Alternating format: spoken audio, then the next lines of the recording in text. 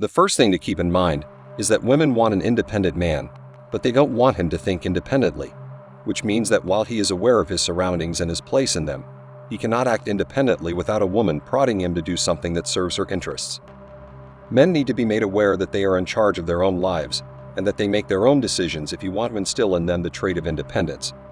You must let them make their own decisions, commit errors, and encounter failures so they can learn the important lesson that failure is a part of life. They will eventually develop enough character to be a little bit cynical about the world, refuse to be led by others, and actually cease becoming followers after making enough mistakes and burning their hands on the figurative stove of life. The actual issue at hand is that I am familiar with several blue pill husbands who blindly obey their spouses. Many of these men are self-sufficient and capable of managing a job and other duties. However, the way their brains are wired, the woman they're with is controlling their hormones. Therefore, you must optimize a man's operating system if you want to actually make him independent. So many people are preoccupied with technology and its potential, but a man will never become autonomous if his mind isn't properly wired and programmed. The concept of MGT0W is understood by all.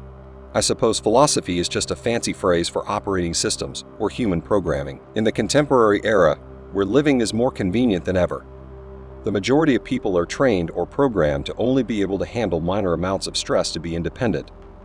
To make a man independent, you must subject him to demanding circumstances and tests and traumatize him so that he can cope with difficulties in a hostile environment. Being autonomous entails having quick, on-the-spot thinking skills. I'm not talking about being book smart. I'm talking about simple things like lighting a fire. You could take a boy camping in the woods and ask him to use an axe and some matches to start a fire. Don't assist him. Instead, let him use his imagination to come up with a plan for lighting the fire. This will encourage him to approach problems creatively. In life, there are so many issues specific to men for which there isn't a universal solution. Therefore, it's crucial to teach young men how to think of many solutions to the same issue. The young man needs to learn how to think up his own solutions, though. He can apply it most effectively on an individual basis. Being independent greatly depends on one's professional decision. At the age of 16 or 17, most children have to make a significant decision, and they are clueless as to what to do. Even if they excel at it, forcing your children to study a subject they detest is a proven method to ensure that they land a fantastic career and achieve financial independence. But are they actually self-sufficient? You are the one who decided on that course of action for them. However, true independence only comes about if they decide to follow their own route, one that has a future and can be financially rewarding with extreme effort. Decide for yourself what you want to do with your life, and be prepared to deal with any negative effects that may result.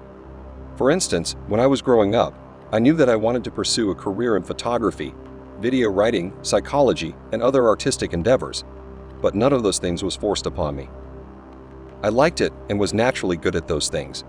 I now employ all those abilities daily, which helps me become independent. However, because we threaten the power structure of women in the corporate system around us, independent thinking men are feared.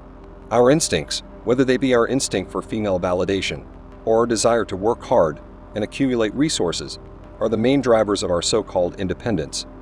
To lose your independence to a woman is the very meaning of being independent. However, you can enjoy the rewards for yourself if you are autonomous, accumulate resources, and think independently. The idea of portraying so-called independence to the world becomes a joke once we men realize that the only reason we're independent is to attract a woman.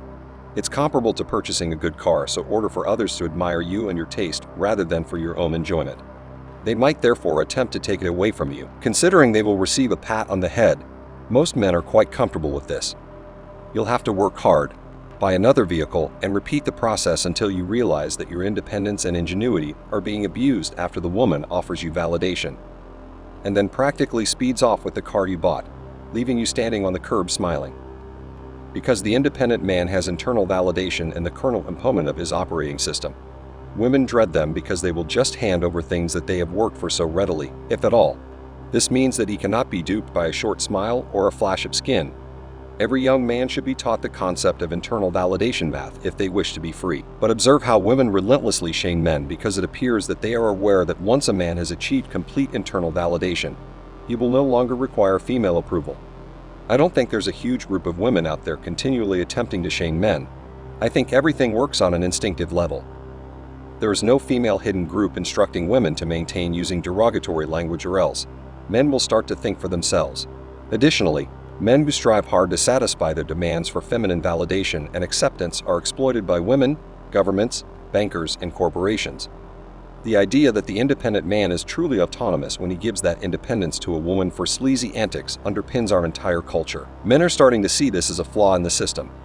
Even if folks are aware of what is happening, I'm not sure. I frequently hear people claim that our society's ruling class supports MGT0W because it encourages the dissolution of the nuclear family. It does, however, do more than that. It encourages the dissolution of highly lucrative marriages between men and women. Many more emotionally strong men who have internal validation do not need to spend their 20s taking on debt to get a fancy vehicle.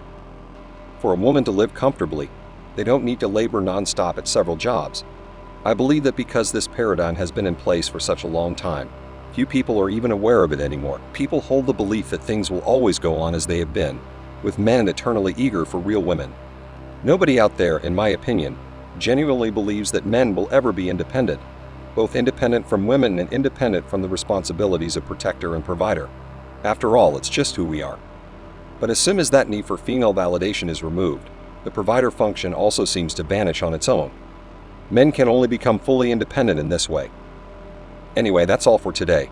Don't forget to like, comment, and subscribe to my channel. It motivates me to create more content for you. See you next time. Cheers.